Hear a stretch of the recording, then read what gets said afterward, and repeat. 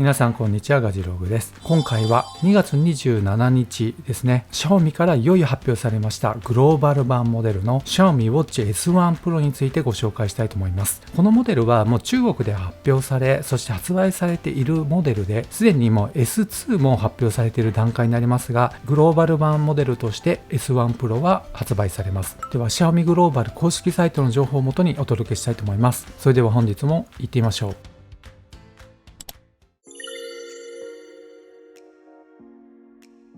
まずはデザインですね。プレミアムでシンプルとありますけども、この見た感じめちゃめちゃかっこいいなと思います。やっぱりこのステンレスのスチールボディのめちゃめちゃ硬質感というのが出ていまして、そしてこのテカリヘアラインが入ってね、ちょっと艶消しになっているこのデザインもいいなと思います。そして気になるディスプレイのサイズになりますが、直径 46mm ということでなかなかのサイズになっています。インチで言いますと 1.47 インチの大画面になっています。解像度に関しましては 480×480 ということでかなりの高解像度になっています。明るさに関しましては600ニットに対応ということで、これはねめちゃめちゃ明るいというわけではありませんが、通常仕様であれば600ニットあれば明るいんじゃないかなと思います。そしてこのディスプレイの表面に採用されているのはサファイアガラスということで、鉱石のコードとしてはかなり硬い方になりますので、傷に関しては安心感があるんじゃないかなと思います。そしてストラップに関しましてはフローラバーストラップも採用されています。特に運動される方はレザーストラップだとね、汗が染み込んでしまうってこともありますので、フローラバー採用されているってことで肌触りっていうのも非常に優しいんじゃないかなと思いますし、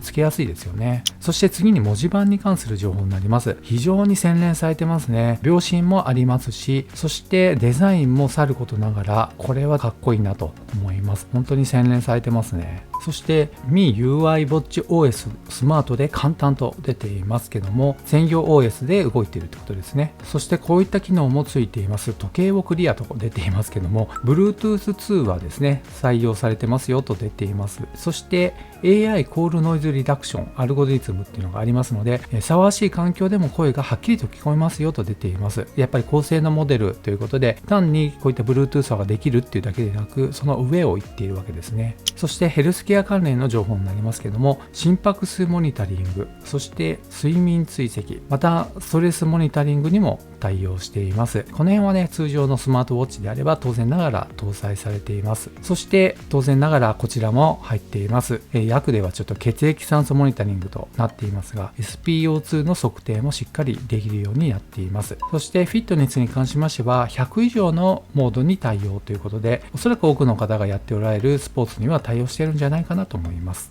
そしてね、このあたりも重要になりますね。デュアルバンドの GPS であり、なおかつ5種の衛星測位に対応しています。搭載していますのは中国のベイド、アメリカの GPS、またロシアのグロナス、そしてヨーロッパのガリレオ、また日本の QZSS にも対応していますので、導きですね、この5種衛星測位に対応しているというのは安心感があります。そして搭載されているチップに関する情報になりますけども、強力なチップ、強力なパフォーマンス、効率の向上、消費電力の削減とあります。搭載されていますのは高度な12ナノメートルのチップということで、必ずしもね1桁台のチップではありませんでした。そしてバッテリーに関する詳しい情報になります。Xiaomi のワイヤレス高速充電テクノロジーにより10分間充電した後、最大2日間のバッテリー寿命をお楽しみくださいとあります。85分で完全に充電でき、通常の使用モードでは最大14日間のバッテリー寿命がありますよとあります。通常使用であれば14日間、ちょっとヘビーに使った場合は10日間、また AOD をオンにした場合は5日間ということで、かなりねこの辺は減ってしまう感じはします。そして充電方法に関しましては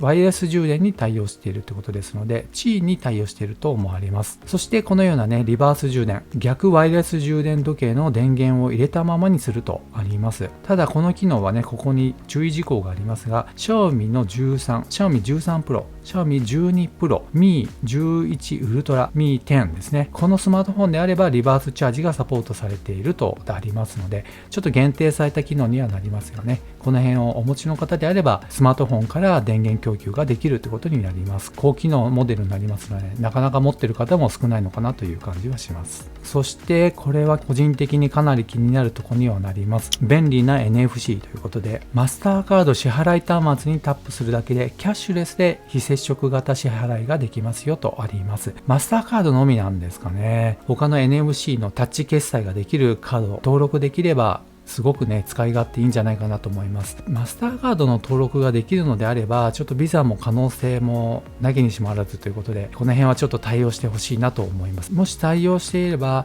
クレジットカードの非接触決済ですね、非常に日本でも今普及してきていますので、このあたりちょっと優位性が高くなるなと思います。Suica に対応しているスマートウォッチは結構出ていますけどもね、ビザタッチに対応しているスマートウォッチっていうのはまだまだ聞いたことがほとんどありませんので、そのあたりこのモデルから使えるようになると結構優位性はあるのかなと思います。日本に上陸してきてほしいところですね。そしてこちらの機能もしっかり搭載してきていました。最近多いですね。Alexa の音声アシスタントが搭載されています。こちらにね、Amazon のアカウントでログインすることにはなると思いますけども、天気のチェックやアラームの設定、家のスマートアプライアンスをリモートで制御するとかね、いろんなことを Alexa に聞くことができるわけですね。そして他のサービスと連携することもできます。ストラバと Apple のヘルスケアになっていますね。これは要するに iPhone と接続する場合はメインは Apple Health になるわけですね。しかしながら Android と接続する場合はストラバ限定になってしまうという感じにはなります。個人的にやっぱりね Google Fit と連携して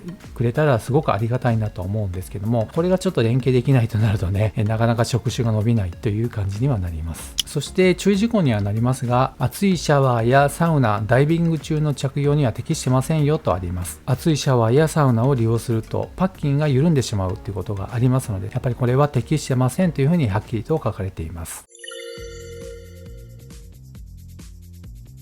ではまだ触れていなかった詳細スペックについていくつか見ていきたいと思います。まず色に関しましては、このブラックステンレススチールとこのシルバーのステンレススチールと2色展開になっていますね。バンドに関してはブラックに関してはフローララバーストラップ、そしてシルバーステンレスの方は茶色のこの革ストラップがついているということです。そしてバンドを除いた重さになりますが 48.5g になっていますね。結構ねずっしりする感じはすると思います。そして仕様としましてはマイクがサポートされて、またスピーカーもついていますということでね、 Bluetooth 通話に対応しているということがはっきりと分かります。また Bluetooth は 5.2 の Bluetooth ローエナジーに対応していますのでね、この辺も Bluetooth の最新規格ではありませんが省電力に貢献しているシステムが搭載されています。そしてパッケージの内容になりますね、時計本体、そしてワイヤレス充電のドックケーブルですね、またユーザーマニュアルとなっています。そして気になるお値段になりますけども、このブラックモデルに関しましては299ユーロになっています。日本円にしますと1ユーロ144円換算になりますが4万3000円ほどになっています。そしてこちらのシルバーステンレスのレザーストラップのモデルになります。こちらは329ユーロになっています。1ユーロ144円換算になりますけども、おおよそ4万7000円になっています。どちらもそうですね、スペックの割には安いのかなという感じはしますけども、やっぱここまでのお値段になってしまいますと Apple Watch とかね射程圏内に入ってきてしまいますので、日本で販売される、グローバルで販売されるということを考えていますと、もう少し安い方がいいのかなという感じはします。ただ先日発表されました Xiaomi Watch S2 のお値段が非常に安かったので、今更ちょっとこのお値段だとなかなか勝負するのは難しいのかなという気もしてしまいます。ただスペックに関しては申し分ありませんので、ぜひね日本でも展開してくれたら面白いなと思います。